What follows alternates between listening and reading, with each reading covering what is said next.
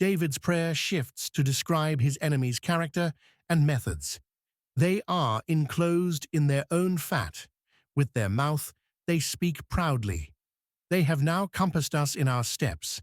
They have set their eyes, bowing down to the earth. Like as a lion that is greedy of his prey, and as it were a young lion lurking in secret places. Psalm 17, 10-12. The phrase enclosed in their own fat presents a vivid picture of spiritual insensitivity. Fat around the organs creates a barrier that dulls sensation and responsiveness. David describes enemies whose prosperity has hardened them against God and compassion. This condition affects both physical and spiritual perception. Abundance often breeds arrogance and callousness toward others' suffering. His enemies have grown comfortable in their wickedness and are indifferent to divine judgment. Prosperity can become a spiritual trap. Paul describes similar spiritual hardening. Having the understanding darkened, being alienated from the life of God through the ignorance that is in them because of the blindness of their heart. Ephesians 4:18. Sin creates barriers to spiritual truth and sensitivity. Modern believers face this same temptation. Material comfort can dull spiritual hunger and compassion for others. Wealth and success require careful handling to avoid spiritual hardening. David continues, "With their mouth, they speak proudly. Pride manifests through speech patterns and attitudes. These enemies boast of their power and mock those they consider inferior.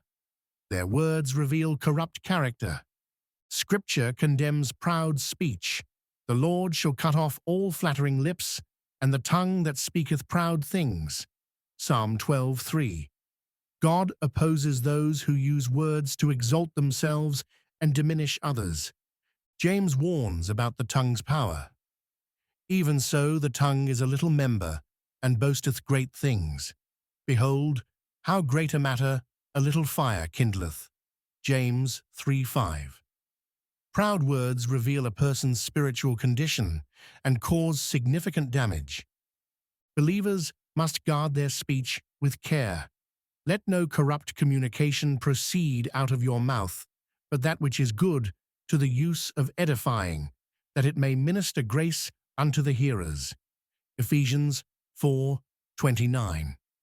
Our words should build up, rather than tear down.